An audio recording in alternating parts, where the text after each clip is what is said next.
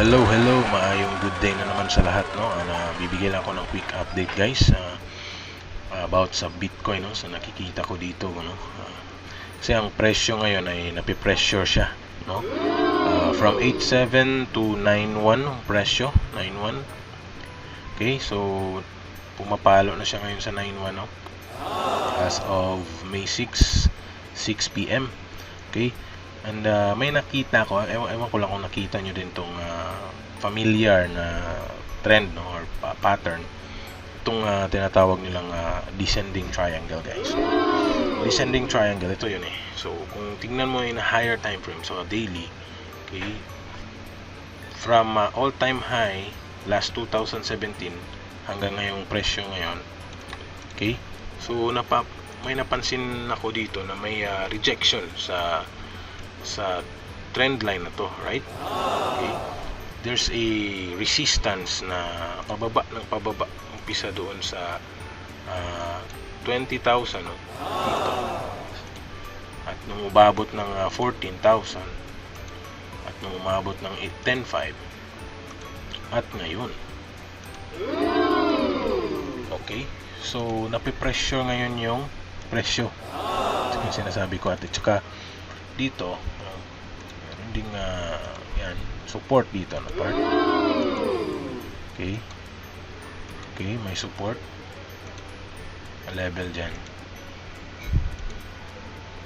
Yan yung high, yan yung macro view, guys, no. Descending yan. Kung tingnan mo yung mga outcome or mga result ng nabuong descending triangle before ito, tingnan mo dito, guys, descending triangle pa rin yan. Kasi descending triangle is a bearish pattern yan. Okay, malaking chance, no? Because ang pababa ng pababa kasi yung parang napipressure yung yung resistance, no? Pababa siya yan dito, kaya tendency mag-breakdown yan. Yan, big breakdown dito. Then dito din. Okay.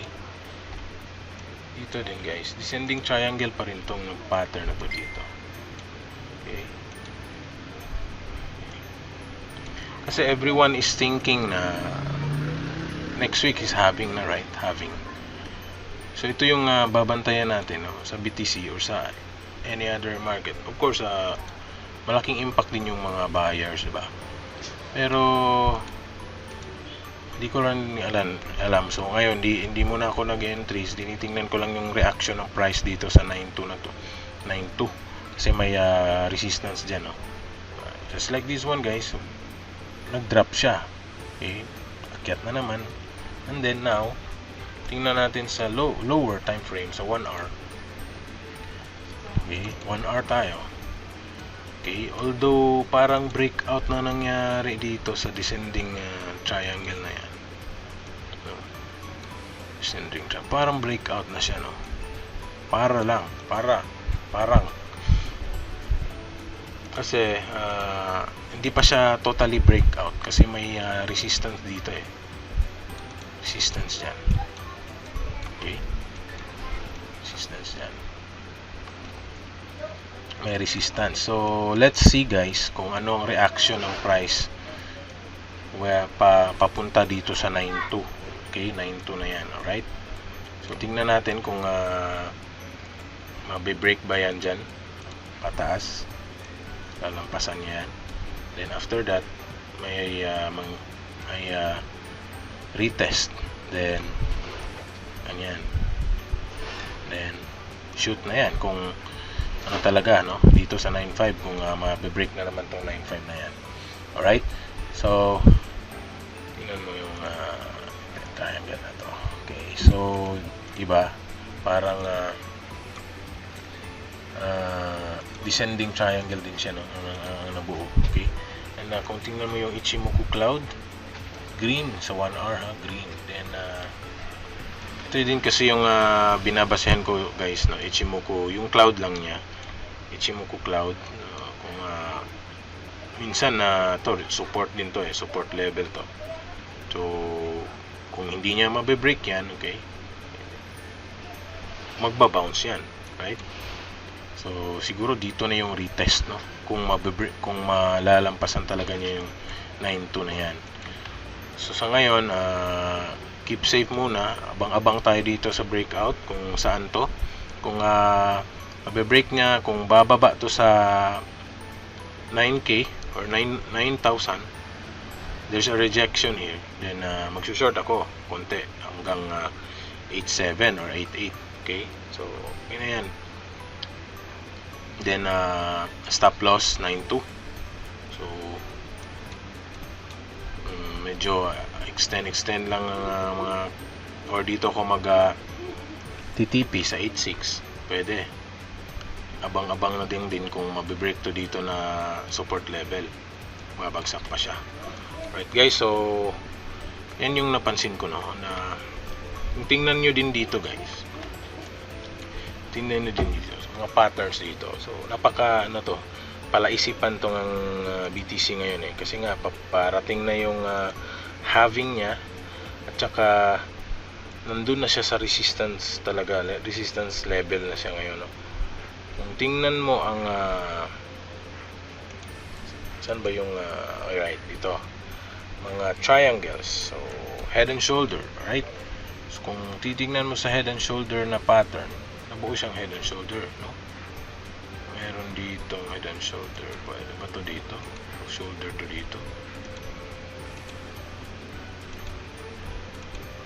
okay?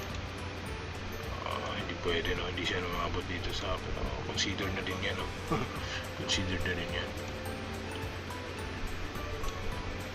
sa lower time frame, makikita mo yan.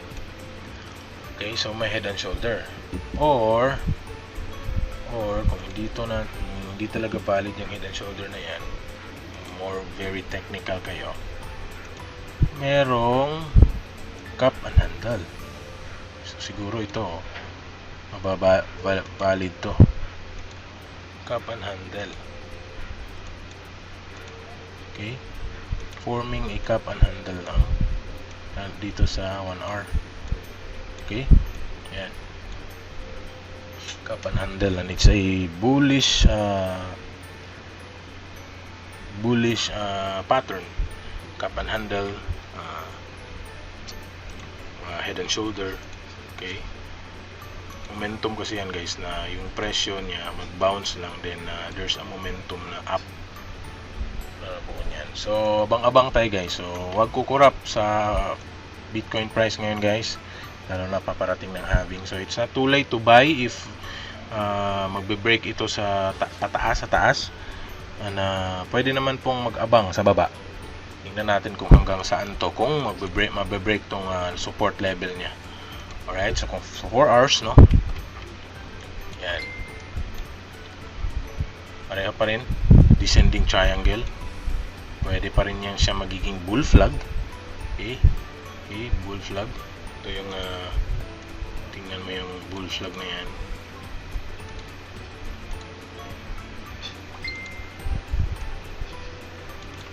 bull flag pa rin yan. Then nangyari dito, pero mayroon pa yung isang drop dyan papunta dito 8.6 bago aakyat. Okay, so yan muna guys ang latest, and keep safe, at saka respect your plan, maglagay talaga ng stop loss. So yan lang, and have a good day, and God bless.